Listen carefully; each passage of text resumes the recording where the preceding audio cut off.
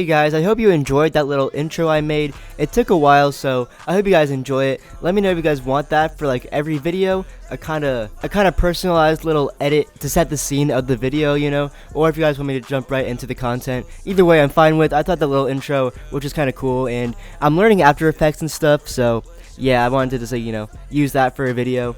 But yeah, today we're gonna be talking about Pierre Bourne, rapper, producer, Win Next Bottle. First of all, for more than one reason, you guys. And founder of Sauce House, a record label that has kind of gone under the radar, and I wanted to shed light on the projects that have come out under that record label, you know, and also some other Pierre Bourne collab tapes, because I didn't know he had so many. He has a couple other ones outside of Sauce House, and yeah, man, I'm like the biggest Pierre Bourne fan, so I wanted to see if I can find any new music. I haven't heard any of these albums before, so I thought, you know what, I'll sit down and share them with you guys, because I found this experience to be very, very interesting, and yeah, man, I just thought it would be fun to do a nice little chill video. I'm not sure how long this video is going to be, hopefully not too long. I want to try to make like a more chill video in between every one of my more edited, fast-paced, crazy videos, you know. Like I just did my hour-long BTS video, and so now I kind of want to take it easy and do a nice little chill Pierre Bourne video, you know what I mean? So yeah, I hope you guys enjoy. Make sure to subscribe, and yeah, man, let's get into it.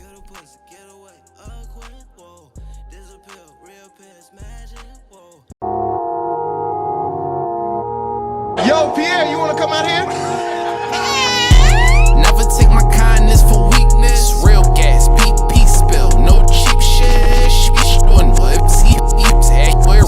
So the first album I want to talk about is Chavo's World. Now there are 3 installments in the Chavo's World series, but right now I'm going to start off talking about the first one, the OG. And you guys might know Chavo from his hit song Michigan. I think that song is fire, and man, this album does not miss. Yeah, I'm basically going to be talking about what works on this album and what doesn't. I won't go over every song, including the other albums. I'm not going to go over every song because then that video is going to be like 10 hours long. But I'm going to talk about what I like, what I don't like, and how I feel about the overall vibe of the album. I think the intro gives a very triumphant feeling, almost like the start of Visa's album, Get Lucky. I think the song they're kind of similar in a way, you know.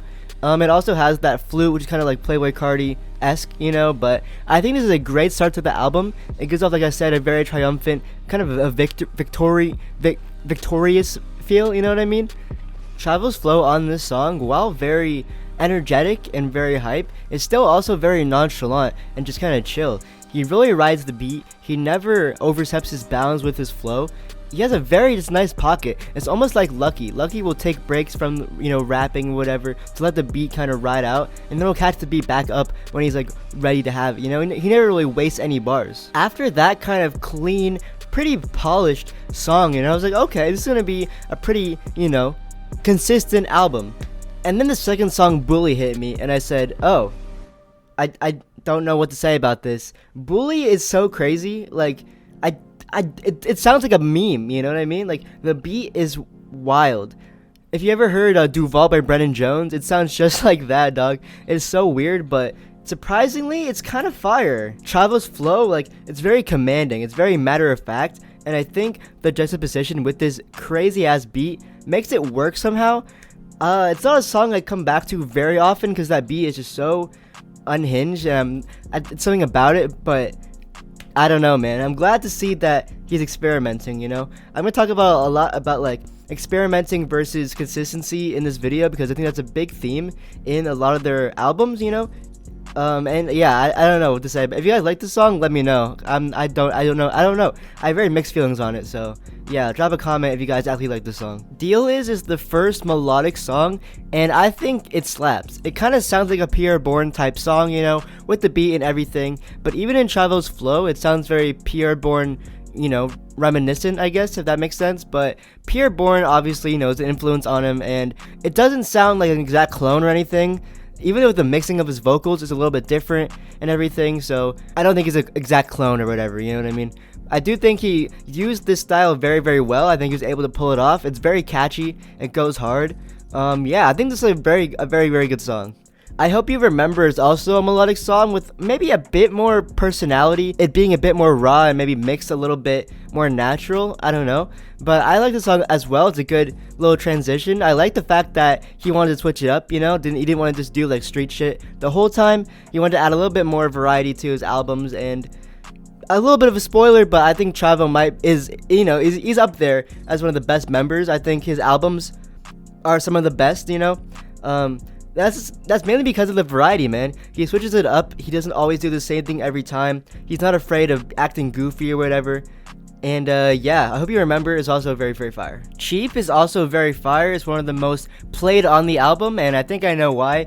It kind of sounds like if Playboi Carti knew more than 2 words back in the Magnolia days. It has that reverse kind of melody, and Chavo just goes hard on it. I don't know. It's a very catchy song. It's not melodic really, but I think it might be a little bit more melodic sounding, I guess, than his other rap stuff. I don't know. It's just very catchy though, and very hard. Next, we got my favorite song on this album, Had a Feeling. This shit is hard, bro. That beat is so good, bro. I love how like menacing it is and just like how dark it is. It's so good. I love when Pierre dabbles into more dark production, you know, obviously with The Grinch by Trippie and like Gummo by 6ix9ine and stuff like that are, you know, kind of regarded as one of his better beats, you know, especially Gummo. People love Gummo, bro. I think that beat's also very fire, but I like when he also does more subtly dark stuff, you know, not like over the top as much. I think Pierre Bourne, like I'm used to, you know, happy Pierre Bourne and shit like that, you know what I mean? So going into this video and going into these projects, it allows me to experience more of Pierre's variety, you know. Before this video, I thought, I don't know, Pierre Bourne has a very definitive style, right? With the classic kicks, the 808, that like the hack my Instagram style 808s, you know what I mean? And it does appear a lot throughout like most of the projects. I think all the projects, at least with Pierre's production, it has a lot of those similar elements, but it's nice to see those elements mixed in with other, you know, unique styles that Pierre Bourne hasn't really been tapped into that much across his, you know, mainstream presence. Also, having that kind of vocal transition, I've never really heard it done before. They kind of tease the next song at the very end of Had a Feeling, and I'm like, wow, man, that's awesome. That is so cool. Because don't get me wrong, I fuck with Pierre transitions, but man, they can get kind of tiring when it's like the same thing over and over again, you know, just introducing the beat at the end of it. But having introducing the vocals is pretty cool, man. It's pretty cool, I'm not gonna lie. So yeah, shout out to Pierre for having the, you know, artistic, whatever it is, creativity of wanting to do that, you know, instead of just doing like a typical transition. Because you know, after listening to this whole discography, I'm kind of sick of it, you know what I mean? But yeah, if you guys listen to this album, the next song, Left Right Wrist, is also my second favorite. Super fire. Oh my god, my voice crack was crazy. It's super fire, man. It's super fire, and the transition's cool.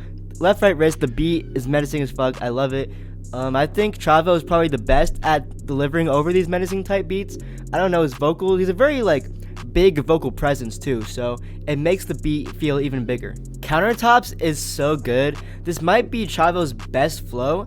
I don't know, but I think it's so catchy. He really does have a good enunciation. Like he can really pronounce and enunciate. I don't know what the difference is, honestly, but he can really pronounce his words hella good. Like I don't know, it's just so I don't know what it is about it, but the way he pronounces stuff is so satisfying. And the roll's racing. Like I don't know, bro. I can't do it obviously, but it's so good. This beat is angelic and like it's so cool too. The strings kind of like it sounds like a drill. It kind of sounds like a UK drill type thing in a sense. Like it has that one Drake song that kind of sounds like a drill song. You know what I mean? It sounds like that a little bit. It's so good though.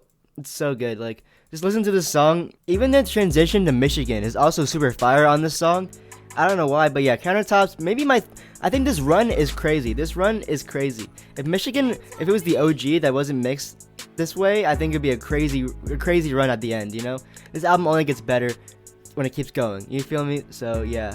But speaking of Michigan, I'm mad because the OG is mixed so much better. I know they try to remix it, but I just think I don't like the vocal layers. I think it's kind of messy, you know?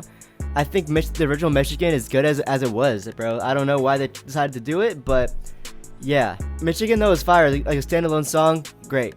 So good. Alright, so remember when I said that it keeps getting better as it goes? I kind of lied. It was kind of only for that little part, bro. Because Say So, as much as the beat is super fire and everything, his voice, I don't know why he's doing that little voice thing. I feel like it doesn't work. I mean, it works on this song, but I can't do it, man. I don't know. It's too nasally. Bro sounds like Squidward up in this bitch, you know? So, I don't know. If you guys like this song, I definitely get it. This beat is hard, but man, Chavo does not do it for me. I don't know, bro. Free Max B is pretty good. I don't know. It's kind of like a whatever song, in my opinion. It might be my least favorite. I don't know. Just nothing really too crazy about it. You feel me? I don't know. It's just kind of boring, you know? I don't know. It's kind of sterile. But yeah, that's Chavo's Road, man. Overall, solid ass project. One of my favorites, I'm gonna be honest. One of my favorites. I think it's super good. Like, it's very short, only 13 tracks, you know? I could, you know, cut off maybe, you know, the last two, you know what I mean? Maybe make it only 11 song. But yeah, overall, pretty much a no skip album, you know? I think maybe Bully too, honestly. Maybe Bully, maybe a little snippy, you feel me? Because, I don't know, maybe change the beat on that, I don't know. But yeah, overall, a no skip album if you dismiss the 3 songs, you feel me? But I think this album is really solid. Very good. Like, I bet back in the day, this went hard, even harder, you know?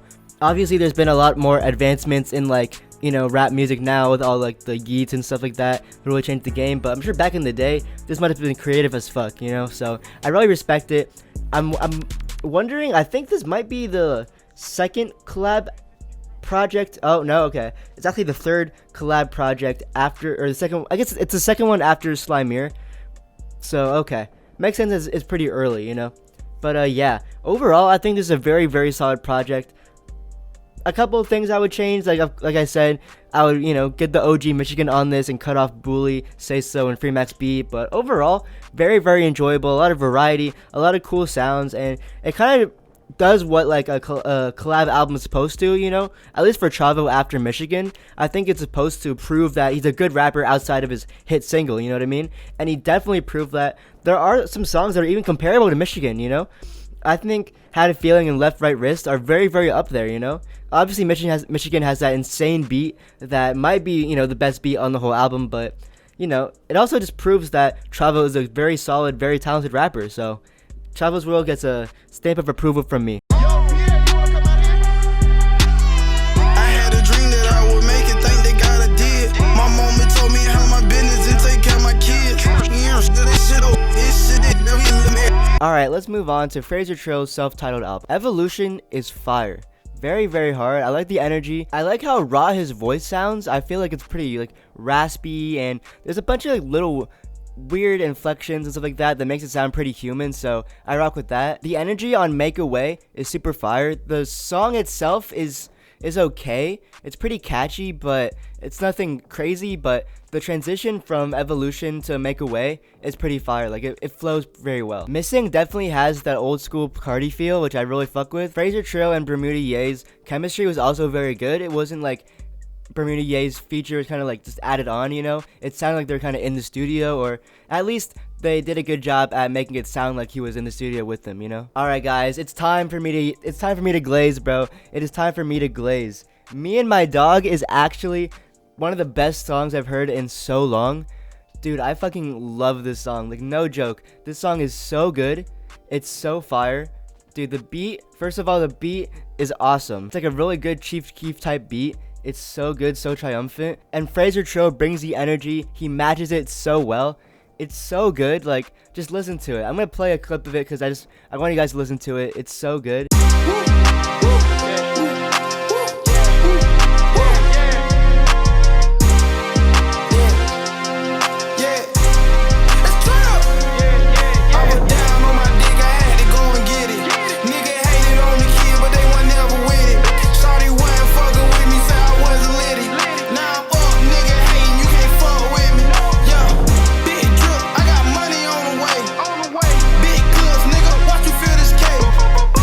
If you guys take away anything from this video, maybe listen to this song, you know?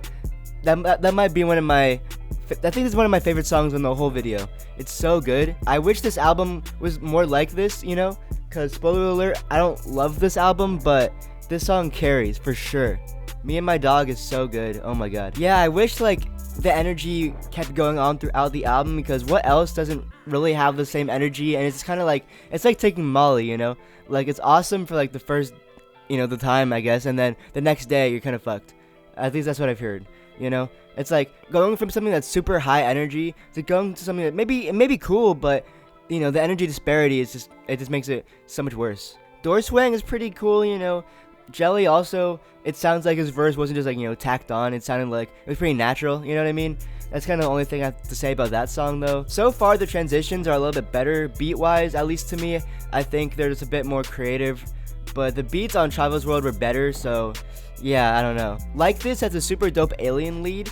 I feel like the beat needs kicks though. I don't know, I feel like it needs that signature Pierre Bourne kick. Don't Know the Half kind of sounds like it would be on Chavo's World. Pierre's low-key going crazy with these dark beats.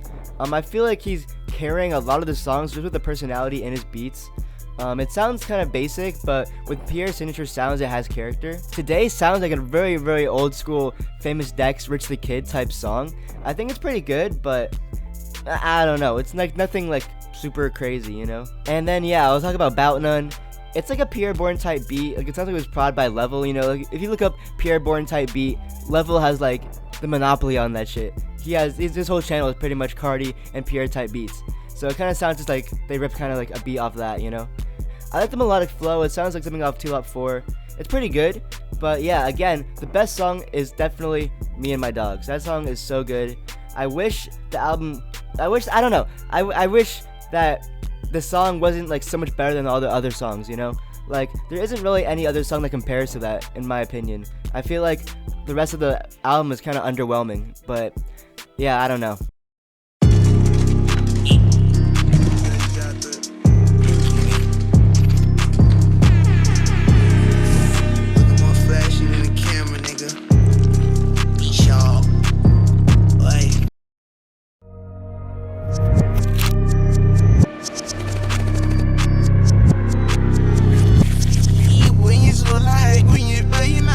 Alright, let's move on to 47 Meters Down by Sharc. I love the cinematic intro using the classic Pierre kind of tag, I guess. I don't know. It's like an intro type of thing. That same dude, I think, doing the same little voice on this song. It's pretty fire. There's a lot of personality off the bat.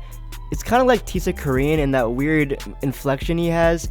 The beat is kind of annoying. It's kind of repetitive, honestly, but his flow is fire. And Pierre fucking loves that kick pattern, like I said. He always uses that, and it kind of goes hard on this beat. The intro for Yes Sir is a bit too long, but the beat is tough. I can tell it's inspired by a lot of the underground, but it's still very fire. I love that kind of young thug delivery he has. It's awesome. Grimy's Story is also super good. The beat is okay, but his delivery is awesome, bruh. He sounds like kind of like old Uno the Activist, and that weird like, you know what I mean? He has that kind of weird raspiness that I fuck with. Some people might find it annoying, honestly, because it is kind of weird, but I think it's interesting, and I like that he's experimenting with his voice. Dumb First is just fire. His energy and the flow he chooses is gas. He flows on this beat, bro. I don't know how he does it. I don't know what it is, but something about it, man. He sounds so confident, and he's just going, man. He's just going. Duppy is super fire. I love the production on it. I'm glad that he chose to switch it up, because a lot of the beats so far haven't been the best, but Duppy is a pretty good beat. It's a lot of energy, and yeah, it's just good. Shark Wave is super fire. This beat is awesome. I love the kind of menacing, dark vibe it gives off. Almost like a 6ix9ine type beat in a way. I don't know. But Sharc matches the energy very well. I don't know, just like kind of his unhinged delivery really fits with this beat. Lead music really made me realize that this album would be a lot better if there was more features. Just, I don't know. It's really hard to carry a whole 13-track project by yourself. And so I feel like with a couple of features, maybe 1 or 2 more, it would make it a little bit more palatable. Because even though Sharc is very fire, I don't know, bro. It's really hard. Even like the best people, it's super hard to carry a whole album by yourself. You could have the best beats and the best flows, but people are gonna get like sick of your voice eventually, At least for me, I don't know. I'm not saying it's impossible to do a no-feature album, but it's very hard. You have to like be tapped into so many different styles and so many, or you need to have a really good story, for like a typical like rapper, you know, it's hard to do a whole album by yourself, which is why Purple Raps exists. Give it up for Purple Raps, bruh. Pierre Bourne feature, Pierre Bourne vocals finally in this video. I love to see it. Pierre Bourne gotta do way more features on his discography, on his collab albums, bruh. Cause Pierre, I'm not gonna say he carries, but he low-key carried this song, bruh. This hook is super good. It's mixed kind of like shit, but it's just good, bruh. It's so catchy. He has one of the best voices in the whole auto-tune rap scene, you know what I mean? Like, he's one of the best at what he does, and yeah, bruh, it's so good. Overall, this is a pretty solid album. I feel like Chavo's Road might be a bit more consistent because there are quite a few skips on this album, but I think the highs are very, very high. I think it was a good introduction to Sharc. I think the real critiques come in with the sequel albums, if they have any, you know. I think the first albums for a lot of these artists are a good introduction, and so I'm gonna treat it like that, you know what I mean? Because I feel like that's what they're kind of meant to do. It's like Cactus Jack, you know? Travis Scott is giving a light to some of the smaller artists like Sofago and Sheck West and whatever, you know what I mean? It's kind of like that. I feel like Pierre Bourne took a bunch of these artists under his wing, and using his name, he's promoting these albums, right? And so these first albums are like kind of showing off who this artist is, pretty much. So I'm gonna go off that for all the first and like if there's like a series, you know what I mean? I'm gonna do that, if you know what I mean. But yeah, overall, not bad. Alright, next let's go on to Jelly's first project, The Wolf of Peachtree. Honestly, I don't have too much to say. I don't know, it was just kind of bland, you know? But the two songs I did really like were Bev Hill and Trap. Bev Hill, the beat is super fire, super chill, and I think it fits Jelly's voice well. Trap is pretty good. The beat's gas, the beat switch is hard, and it kind of sounds like 2016 Cardi Made in Tokyo, which I kind of miss that music for real, so yeah. But other than that, I'm not a huge fan. Alright, let's talk about one of the newer entries in this video, Born Seditionary by Cura, something like that. I first heard about this guy on Sharc Boy's EP, and I thought, this guy is pretty cool. He has a really interesting voice, you know what I mean? So yeah, I was really excited to go into this album. This album is crazy, alright? This album is really interesting. There's a lot of very, very good songs on here. Some of them are okay, but I will talk about some of my favorite ones so far. So, Arriving is a pretty good intro, you know? He shows off his rapping skills. The beat is very, like, whimsical and just, like, kind of all over the place.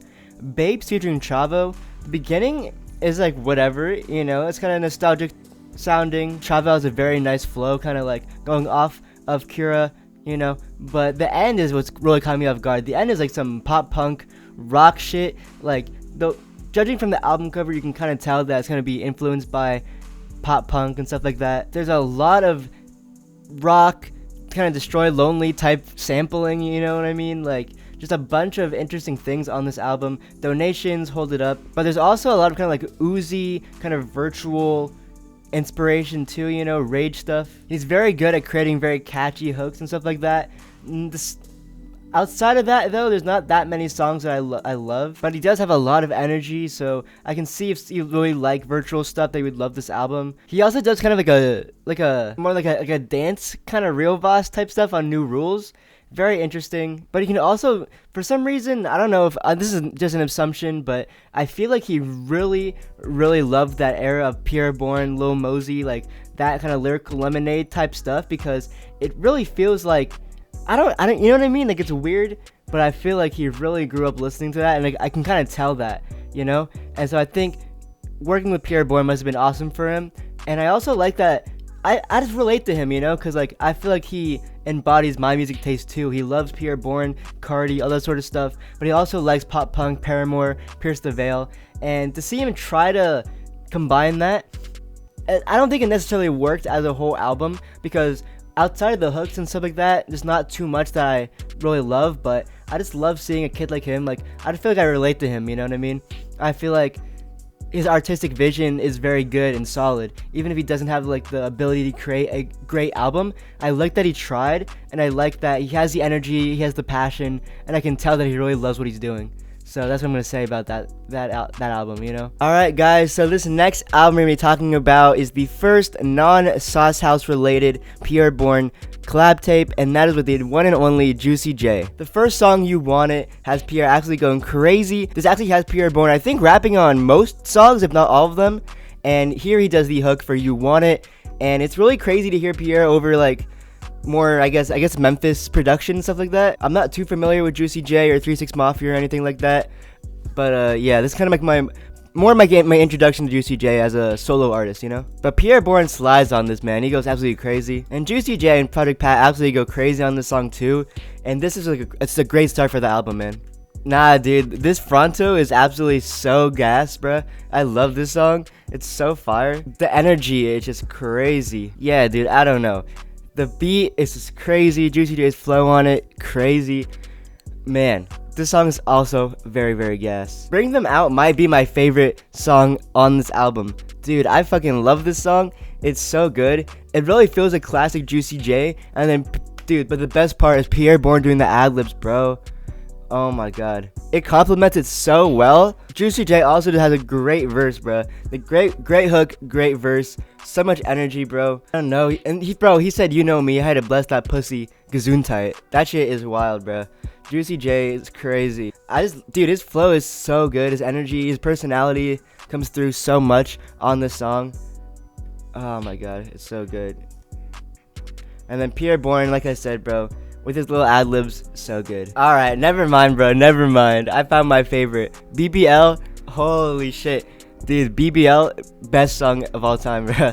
It's so good. That beat is so, it's like tiptoeing, you feel me? I don't know how to describe it. It's just so like cheeky. It's so good. And Juicy J being like, that ass is so fire. The best part though, Pierre's ad-libs, oh my god. This is like Bring 'Em Out Part 2, but better, you know? Like the version 2, it's so good. Are you wife? Why you wife? I don't know. Dude, that's perfect, bro. Pierre Bourne ad-libs on this song are perfect. Like, he could not have done a better job on this, I don't think. Juicy J killed it. Pierre Bourne fucking elevated it to the next dimension, bro. This song is goated. Goated. I love this song, dude. It's so fun. It's just so good. Like, oh my god. I don't know, bro. Like, so far, this album is the most consistent. Definitely. I love that there's a theme, kind of, you know, Juicy J. It's what a collab tape should be, mixing the styles, you feel me? This definitely has Pierre Bourne influence, and it definitely has Juicy J influence, and it's just a match made in heaven, bro. They're so good together. Oh my god. Yeah, dude, it's kind of the same thing throughout the whole project, the rest of the songs, you know what I mean? Like, very, very good beat. Juicy J fucking kills it. Pierre Bourne, honestly, on some of the verses, it doesn't do the best, you know? Like, it's kind of hard to do the melodic flow over some of the beats, but it still works, you know? But still, bro, it's Juicy J over a hard production. Like, what's not to love, you know? I mean, like, it's just so good. This album is so good. I did not expect to like it as much as I did, but I fucking loved it. And yeah, this is the best album so far. Alright, now we got our first entry from Bermuda Ye. It's called The Fifth. The first song, Tomato, has this really weird kind of reversed psychedelic melody that kind of sounds like old Cardi, you know what I mean? It's cool. It's a little bit too long though. The flow is like okay, you know? It kind of matches the weird trippy vibe of the song, but yeah, it's not like amazing. Back in This Bitch is a little bit better. I think the melody's a little bit more varied, and like his flow is a little bit more varied on this song. One of them is okay. I feel like he's kind of in the middle, where he either needs to be more aggressive and kind of like go crazy, or he needs to go like a more V's baby smooth route where he's like barely talking. He's like doing the vocal fry thing that they do, you know what I mean? Like, he's kind of in the middle where it just kind of sounds kind of awkward. But yeah, Reminisce, I think, is one of my favorites, but the mix needs to be cleaned up or something. I don't know, it kind of sounds a little bit like he's on like BandLab or something.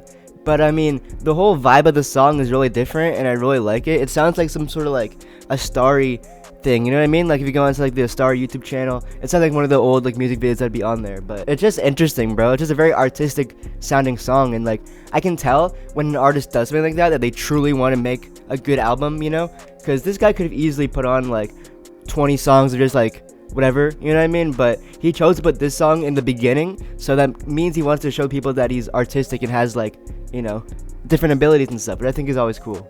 South the Cobb feels like a Laserdisc song if Laserdisc got his shit mixed better, you know what I mean? Like, he has that kind of flow already, but then also the beat is crazy. The 808s are crazy. This might be my favorite one where it's like a more traditional route, you know what I mean? Yeah, dude, South the Cobb to Einstein is a crazy run. Very, very good. They're all super energetic, uplifting, upbeat, just like crazy songs, bro, that I really fuck with. Bruh, Pierre, they both fumbled on Big 4. I'm not even gonna lie. The beginning of the beat has hella potential, but then Bermuda Ye has a very weird flow, and the beat just goes to shit after that. Like, it's so weird. I don't know. I can't. That song's weird. I thought it was gonna be good, but no. He is good at like switching up his flows and not being on one flow for too long. Four Lives and Kites is a great example of that. I wish there was more songs where he did that, you know what I mean? But yeah. Okay, Freaknik is crazy. That offbeat flow is crazy. He sounds like G Herbo a little bit, but dude, that beat is also super fire. Okay, this is the type of shit I like, bruh. This sounds like a lot of like the new Atlanta shit too, you know what I mean? It sounds like Laser, it sounds like Dirtball, kind of. It sounds like G Herbo, like it sounds like a lot of the new shit that I really fuck with. So this is definitely the best song. Fuck You Mean is crazy. That beat is so good. I love the little like weird ARP at the beginning. It sounds like a Duval Jones type, or it sounds like a Brennan Jones type beat for a minute, and then it goes. It's just like the brass is so deep and just so fire, and he goes crazy on that song. Headphones Part 1 and Part 2 are super cool. It's kind of like a concept song, I guess, basically talking about how headphones are used to like, you know, silence the world and everything, and how beneficial it can be. I think that's really cool. Just having like a sort of even like a dumb concept like that, I think it's also still really cool. Appreciate Y'all is super fire, very uplifting beat. Just appreciating his fans. It's very cool to see on the outro of an album. And he also kind of got that Black Cray delivery going on, which is awesome. But yeah, man, overall, not a terrible album. A little bit too long, but there's a lot of good songs on here. A lot of good songs on here too. It's just a little bit too long, and some of them are kind of boring, you know? Alright, bro, now it's time for the sequel to Travel's World 2. Right off the bat, this shit going crazy. We got a little Elmo's World rendition, but with Travel's World, very, very fire. I like that they keep it in the actual song too. Super cool. Chavo goes crazy like normal. I don't know, bro. This song is very, very cool. This song is crazy. This beat is super, like, it almost sounds like chopped and screwed a little bit. It sounds super weird. It's super like slowed and like just strange, bro. But one of the lines that I took away from this song was bro said, "I showed her different strokes, TV wasn't on." Bro, that is a crazy, crazy bar. If you guys don't know what Different Strokes is, it's like a very old sitcom. I used to love that show when I was a kid, but yeah, dude, he showed her different strokes, the TV wasn't on, is crazy. American Deli is a very interesting song. If you guys didn't know, it has Coily Ray on it, and Coily Ray is actually his sister. Isn't that wild, bruh? It is one of the better songs on the album too, bruh. Hearing Coily Ray over Pierre production and transitions and like the Travel's World little thingy is so good. She's a dope rapper, man. I think she gets way too much hate. Them going back and forth and the transition between the two of them, their chemistry, obviously as their siblings, is very good. And one thing I noticed while listening to this album is that I feel like Chavo is much more open to experimenting and playing around with his vocals and stuff like that and his flow, whereas the first album I feel like he was more so trying to prove that he was a dope rapper and he had the skills, you know. And now that he's established, he can afford to play around and do weird things, you know, and I think that really pays off in this album. I was vibing to Hennessy, you know. I was just playing Clash Royale, not paying super close attention to it when this line hit my ears like Mike Tyson. I was like, what the fuck? This beat is kind of crazy though, so bro, this sounds like a Saw Baby type song, you feel me? But yeah, dude, that line is crazy. But this song is also crazy, so that hook is fire as hell. Very catchy. Ryuk is one of my favorite songs in this whole discography. Super good. I knew about it before, but I never really listened to it. But dude, this song is super good. Very catchy. And bro, we got a Pierre Bourne feature on this song. Finally, dude. Finally. He got a feature on every song, bro. He adds just like another level of just fire. But yeah, dude, this like weird kind of nostalgic ass beat, so good. catchy as hell. I love Death Note, one of my favorite animes, so of course I'm gonna fuck with this song, bro. I gotta talk about the Michigan remix, bro. Babyface Ray, one of the best out of Michigan, bro. Mission Impossible is hard as hell, bro. I didn't really, when I first listened to this album, I was like, eh, it's okay, you know, it's pretty good, but whoa, dude, this song is good as hell. I really like this song. Chavo's delivery is perfect, bro. That song is really good. Alright, next let's move on to the collab tape with TM88, who is a producer most known for producing EXO Tour Life by Uzi, you feel me? He also did Slayer with Uzi. Bruh, OMS is insane. It's really insane, bruh. The drums are crazy. That beat is super alien. It's just extra. It kind of sounds like 2093 by Yeet. You know, it has that kind of vibe. It's so good though. And then there's gonna be a running theme throughout this album of rock. Rock and roll is gonna be a big theme throughout this album. I don't know if TM88 is gonna like eventually switch to doing rock or something like that, but he did make the song Slayer, which is like very rock influenced. So I don't know, but he just loves to have that electric guitar on a lot of his beats. It's just crazy. But OMS is insane, bro. It's so good. Bruh, Pierre Bourne's voice is so smooth. He always hits those notes, so it's never just like any awkward auto-tune-ness. He knows how to use auto-tune so well. It's crazy. This song is very, very catchy. Man, I'm kind of sick and tired of virtual beats. Like, I used to love them back in 2021 when everyone was doing them. And that's when that album came out, so that makes sense. But 2024, I'm not a huge fan of virtual beats, but this is one of the better virtual beats I've heard in my time, bro. This beat is crazy, and it's especially fire when Pierre Bourne's rapping over them.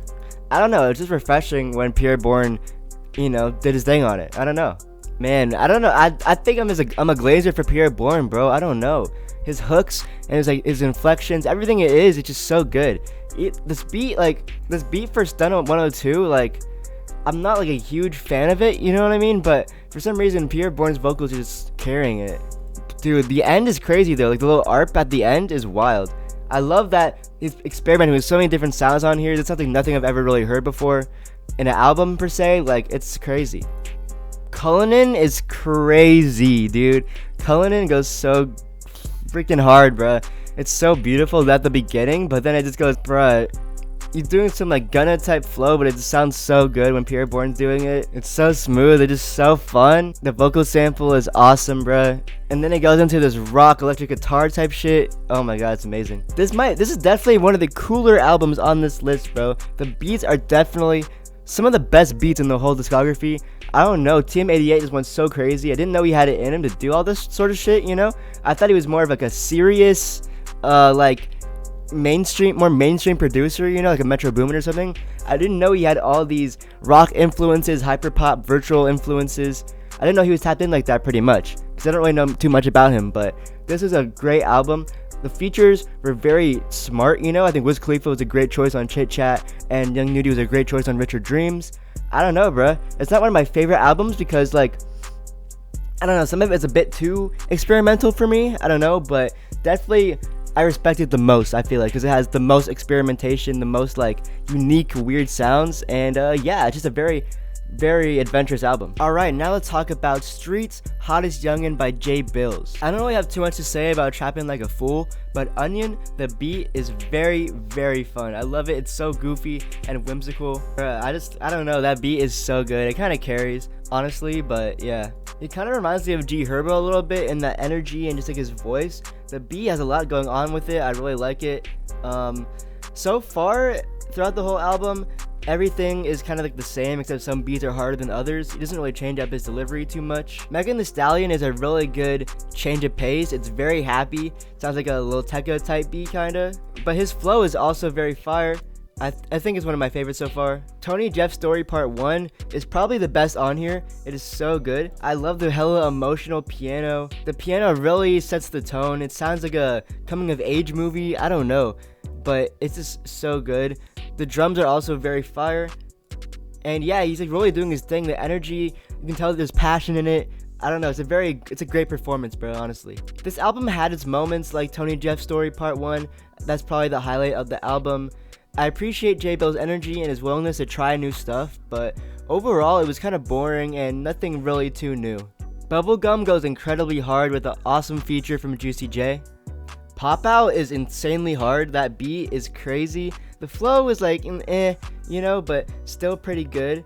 Dead Presidents and some of the later songs on this album sound pretty nostalgic with very simple, catchy melodies, and just the mixing and everything, how it feels. So yeah, but overall, again, I don't really love this project either. Kind of boring and not too many highlights for me. Shark Wave is another story though. Shark Wave is gas. Walk Down, I love that watery video game type beat. It's super cool. Sicario has really good energy, and that beat is super atmospheric. It's awesome. PMR 30, bro, is awesome. The ad-libs are super funny and super weird and random, but they're awesome. 101 is super simple, but I love it. It is so good. Like, they somehow use very minimal instruments and mixing and everything and just create a vibe. Like, the instruments that were chosen were so good. And I don't know, Sharc also just rides the beat hella. Man, dude, the beat switch on Super Bowl, not really even a beat switch, but just like the way this beat ebbs and flows, Sharc matches it so well. It's so cool, bro. And here we get the best song on the album, Miami. Oh my god, is this song gas. Pierre made his own vocal sample, and like he samples it, and it's just so cool. It's so much swag. You guys gotta listen to the song, bro. Like, he uses the hook, he makes like a little hook and then uses it as the vocal sample for the beat, kinda, you know what I mean? Like, it's crazy. This beat is so good, bro. One of the most creative songs I've heard in a minute. It's so good. Hashtag has very good percussion, and Sharc's flow goes so hard on it. It's so weird, but it's also just so good. It catches you off guard, but the production the production really carries, and there's like Sharc's flow is like so off the wall too, but it kind of matches the off the wall production. I don't know, it's crazy. Sauce Love feels like I'm off like 5 schmirks, but it's awesome. It's so trippy. It kind of sounds like Lone, but yeah, I don't know. This song is hard though. Brixton is wild. Brixton's production is awesome. Sharc is losing his mind on this beat, bruh. It's awesome, bruh. But yeah, overall, I love this project. I think this project is super good. Very consistently good too. There's some highlights on it, of course, like Miami, Walk Down, 101.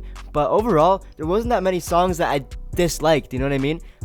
You know, kind of in the middle, like, I didn't have much to say. There's some songs I didn't really have much to say. But overall, very solid. I think this is one of the better projects. Alright, let's move on to Still Trappin' by Fraser Trill. Alaska is a super chill, wavy song. It's very, very catchy. Delivery's a little bit weird, but I still like it. System is a very thematic song about wanting change in the streets, and is talking about the struggles that come up in the hood with police brutality and gun violence. The beat is really chill, but it's also on some lyrical shit. It's kind of hard to explain because it just sounds like a beat that requires you to talk about some serious stuff. It's uplifting, but serious. I don't know, it's crazy. I think it's a really, really cool song. One of a Kind is really cool. It's pretty like psychedelic, pretty weird, but his weird drunken flow kind of matches the beat pretty good. Jelly low-key carried Big Dog. I wish Fraser had that energy. It kind of sounds like a Homicide Gang song. Hoodrich, his flow is really good. The flute beat is pretty fire, and it's like how fast it is. Overall, it might be my least favorite. A lot of the beats are pretty low energy, and Fraser didn't have the best energy or creativity on this. Overall, it's kind of boring. Alright, it's time to move on to Chavo's World 3, the final installment of Chavo's World. I love it, it's super weird. Chavo's flow is crazy. The way he articulates his words and uses vocal layers is really good. BMD, it's just catchy. BMD, it's just a catchy song.